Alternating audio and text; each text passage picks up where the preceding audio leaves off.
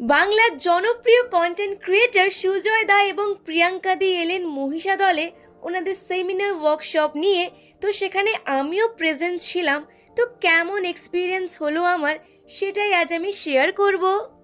Hello everyone, মে বৃন্দিষ্ণা। তো এটি হচ্ছিল মহিষা দলের আজাদ হিন্দ অডিটোরিয়ামের মধ্যে।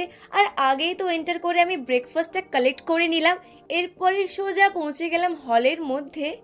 আর ওনারা বেশ ভালোভাবেই আমাদেরকে বুঝিয়েছেন কিভাবে পেজ গ্রো করতে হবে, কিভাবে পেজগুলি হ্যান্ডেল করতে হবে এবং কি কি করলে আমাদের পেজের ক্ষতি হতে পারে। বেশ ভালো মতনই গাইডেন্স ওনারা দিয়েছেন।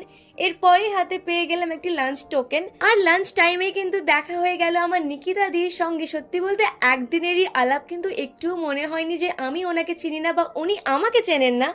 আর হ্যাঁ, ওই দিন কিন্তু সুজয় দা এবং প্রিয়াঙ্কা দির সঙ্গে প্রেজেন্ট ছিলেন ইউটিউবার পল্লব দা এবং সুস্মিতা দিও। সব মিলিয়ে বেশ ভালো মতনই কাটলো আমাদের সেমিনারটি। আর হ্যাঁ, আমার তো প্রিয়াঙ্কা দিকে ভীষণ মিষ্টি লাগে। তো এন্ডে গিয়ে আমি ওনার সাথে একটা ফটোজও ক্লিক করলাম। So that's it for today. কেমন লাগলো পুরো ব্লগটা জানিও।